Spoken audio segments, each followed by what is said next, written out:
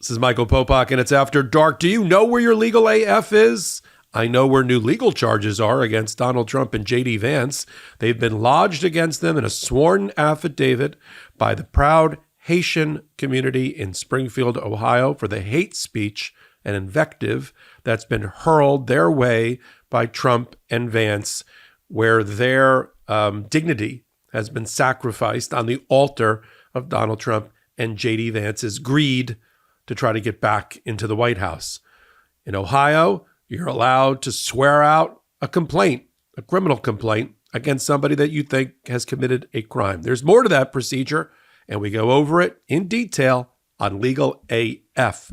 Take a listen. I want to talk now about Ohio, its unique, I don't really know too many states that allow this, a unique ability for private citizens to swear out an affidavit, the process by which that becomes an ultimate criminal complaint or indictment by a prosecutor, and what it means. Let me do 1 second of framing on the Haitian American community, and then I'll turn it over to you on the Ohio procedures. Does that make sense, Karen? Sure. I actually loved your hot take when the way I watched it, and I loved it because you really sort of, you talked about the law, and then you played the conduct, you played the clips that proved the case. So, honestly, yeah. I think if you just kind of, walk everyone through it. Yeah. Well, because it was so effective. I want to give people also, I appreciate that very much. I want to give people the right talking points though here to take away the read from this clip.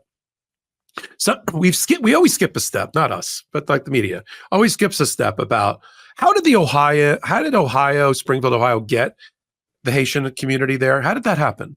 Well, I'll tell you how it didn't happen. There's no border between Ohio and Haiti. There's no border between Haiti and anything. They're an island. So how did the Dominican Republic, but right. How did that happen? Exactly. How did that happen? Well, it happened for a very good reason.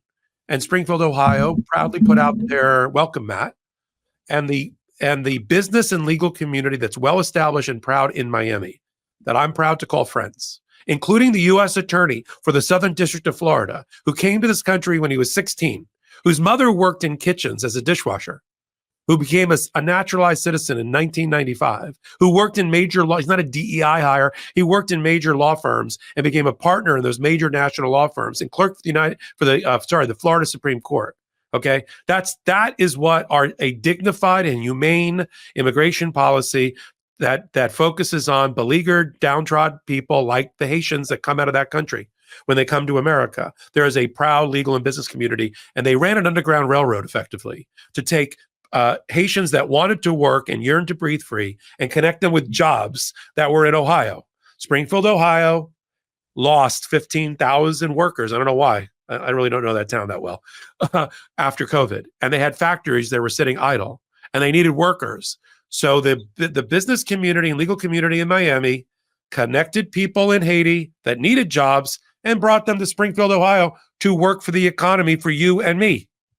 I don't see the problem except that Donald Trump and J.D. Vance decided to make them a meme, to make them a talking point, and to attack and to use that as an example of border control policies overrun with Haitians that are eating cats and dogs.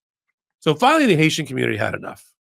And they said, we're here proudly. We're here under a proper immigration status, temporary protective status, TPS, which is used by every administration, including the Trump administration, to keep people here where if they go home, it's a type of asylum, they will be killed because the country's overrun with warlords and has hurricane issues and it has resource problems and disease. And so you stay here, we'll sort out your immigration status while you stay and work here. What are they doing? Are they sitting in the streets, just sitting around waiting for their immigration status to get resolved? No, they're working on their TPS in the factories of Ohio.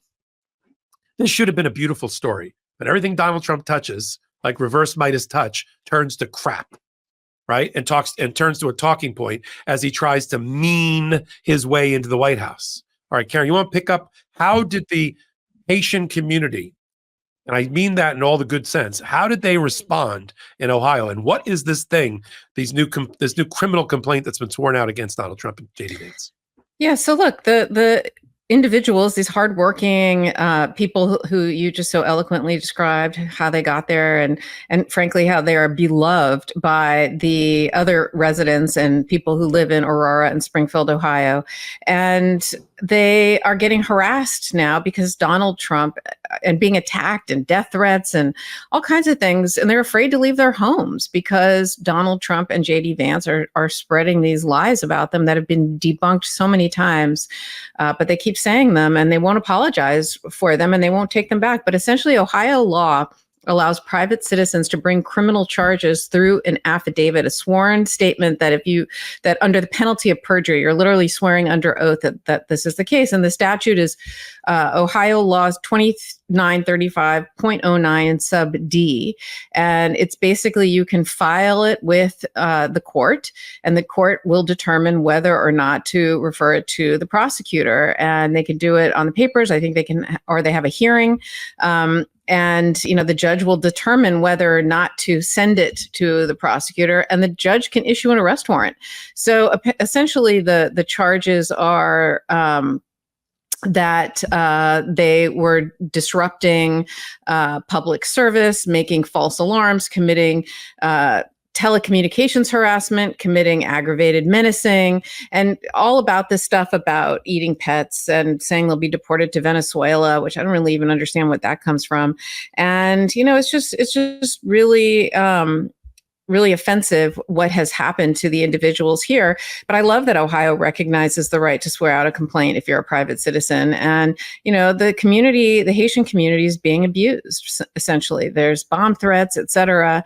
And, I think it's great that there's self-help there, that they can bring this to court, to the municipal court, and the judge will look at the allegations. They'll make sure that the complaint is well written and meets the law, and that the facts support the law, and then we'll decide to, we'll send it to a prosecutor who will decide whether or not to prosecute the case. But it's against Donald Trump and JD Vance. So it's a great, I think, ability for citizens to engage in self-help. And, when I was a prosecutor, I remember there were so many people who would come forward and be very frustrated that it's really up to the prosecutor. Prosecutors in most places have complete discretion on whether or not to bring a case. It's not like if someone commits a crime, you have to bring it. There's certain crimes on the books that prosecutors don't ever bring, things like in New York, there was, I don't even know if abortion or suicide or any of those things are still on the books, but things like that were on the books for a very long time, and prosecutors didn't do that. Other things too,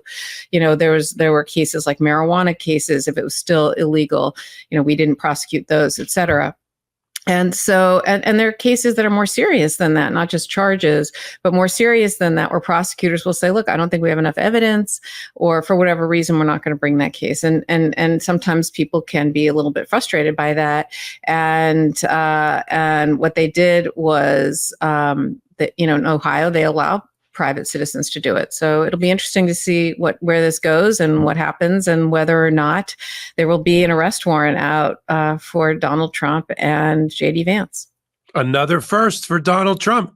First time twice impeached, first time criminally convicted after being president, and first time a presidential candidate has had an arrest warrant sworn out against him during the campaign in the last 40 days.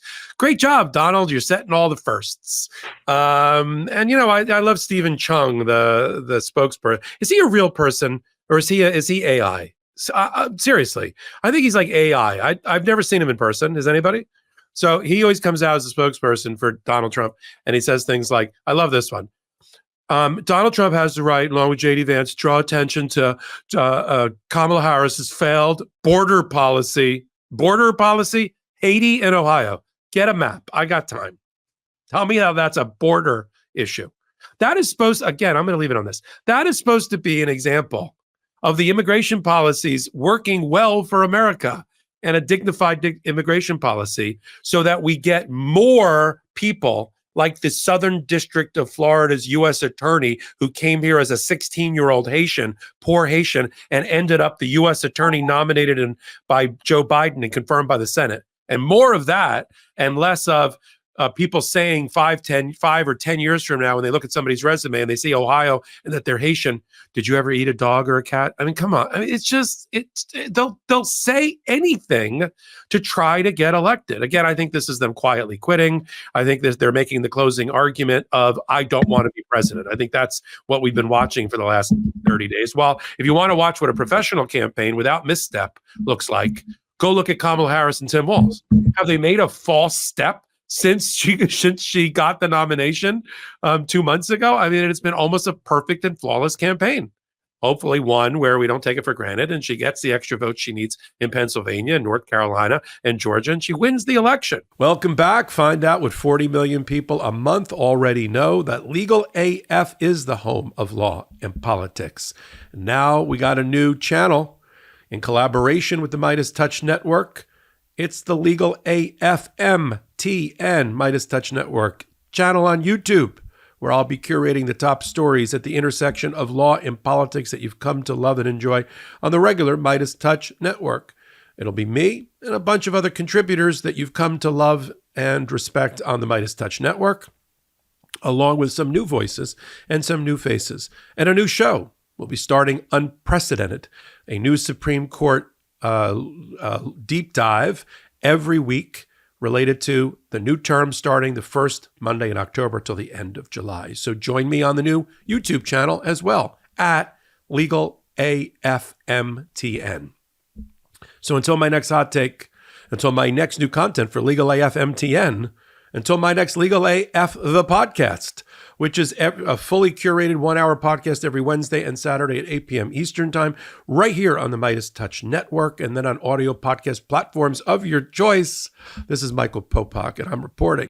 In collaboration with the MeidasTouch Network, we just launched the Legal AF YouTube channel. Help us build this pro-democracy channel, where I'll be curating the top stories at the intersection of law and politics. Go to YouTube now and free subscribe at Legal AF MTN. That's at Legal AF MTN.